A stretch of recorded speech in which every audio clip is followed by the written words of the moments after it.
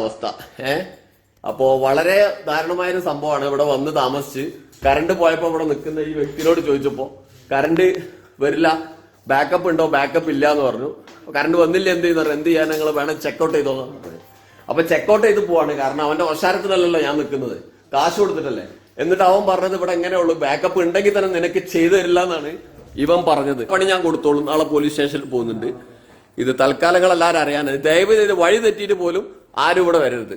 Okay, അവന് ഞാൻ എന്താന്നുള്ള അവനെ ഞാൻ കാണിച്ചു കൊടുത്തോളാം. അപ്പോൾ ഇതൊരു അനുഭവമാണ്. ഒരാളുടെ ഈ സമയത്ത് ഇത് അവിടെ നിന്ന് ഇറങ്ങി പോവാ, മോനെയും കൊണ്ട്, മോനുണ്ട് കൂടെ, ഇവിടെ നിന്ന് ഇറങ്ങി പോവാ രാത്രി ഈ സമയത്ത്. ഇവരുടെ തന്തയില്ലായ്മത്തരം കൊണ്ട്. ഇവിടെ ഒരു മനുഷ്യന്റെ വളരെ നല്ല വ്യക്തിയാണ്, നമ്മൾ ഇയാളെ കൂടെ ഇവിടെ താമസിച്ചിട്ടുണ്ട്. വേറെ ഒരുത്തനാണ് ഇപ്പോ, അവനിപ്പോ മേലെ പോയി, അവനുള്ള പണി കൊടുത്തോളാം.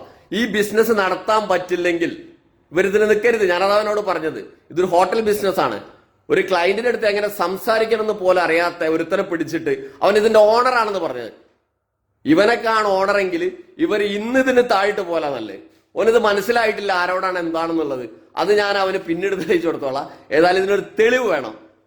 അവന്റെ ഓശാരത്തിന് ഇവിടെ താമസിക്കാൻ എന്തായാലും ഞാൻ ഒരു തന്തക്ക് ജനിച്ചോണ്ട് ഞാൻ അതിന് നിൽക്കുന്നില്ല. ഈ തെണ്ടി കേൾക്കുന്നുണ്ടേ കേട്ടോട്ടെ. അപ്പൊ ഗുഡ് ബൈ. ഇനി മേലാല് ഒരു മനുഷ്യന് ഇവിടെ വന്ന് താമസിച്ചു പോരുത്. വളരെ വേസ്റ്റ് സർവീസ് എന്ന് പറഞ്ഞാൽ വളരെ വേസ്റ്റ് സർവീസാണ്.